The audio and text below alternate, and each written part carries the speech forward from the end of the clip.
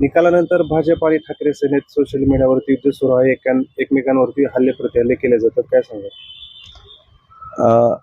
2 तारखेला भारतीय धाराशिव शहरात नगर परिषदेचं मतदान झालं आणि 21 तारखेला निकाल लागला आहे. या निकालात धाराशिव शहरातील जनतेने भारतीय जनता पार्टीला नगराध्यक्ष पदाचे 22 नगरसेवक असं घवघवीत यश दिलं आहे. त्याबद्दल मी प्रथमतः धाराशिव शहरातील जनतेचे मनपूर्वक आभार मानतो.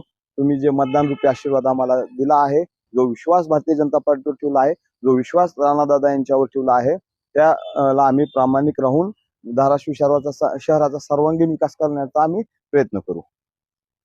आणि राहिला ठाकरे गटाच्या टीकेचा विषय, तर ठाकरे गटाचं टीका करणं हे काम आहे. ठाकरे गटाकडून जे टीका करत आहेत त्या सर्व ठाकरे गटाच्या शिवसैनिकांना माझं आव्हान आहे की आपण स्वतः धुतल्या तांदळासारखं आहात का आधी बघा. आपले नेते आणि आपण स्वतः 3,30,000चा हबाडा हा जो शब्द वापरता, माझं मत असं आहे की लोकशाहीत मतदान हा सर्वात मोठा सण असतो आणि लोकशाहीत मतदान हे सर्वात मोठं दान आहे.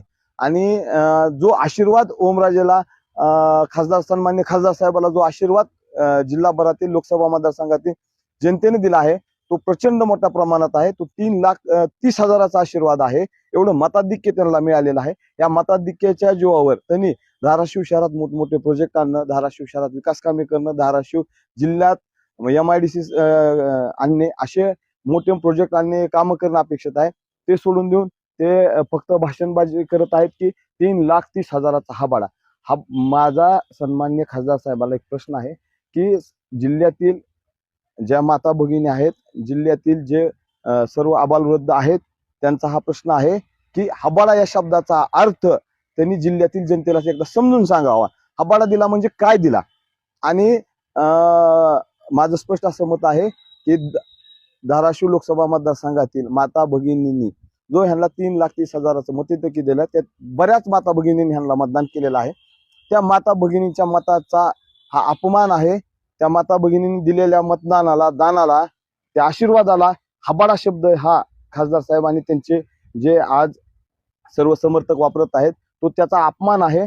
आणि जिल्ह्यातील जनता भविष्यात या हबाडा शब्दाचा त्यांना अर्थ विचारेल आणि त्यांना यासाठी त्यांना या जी ती चूक करत आहेत हबाडा म्हणून त्याची किंमत त्यांना भविष्यात मोजावी लागेल.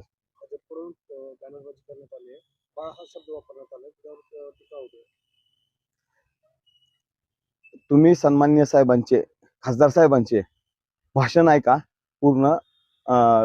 नगर परिषद निवडणुकीतले त्यांनी किती खालच्या पातळीवर टीका केली आहे आणि एवढ्या खालच्या पातळीवर टीका करून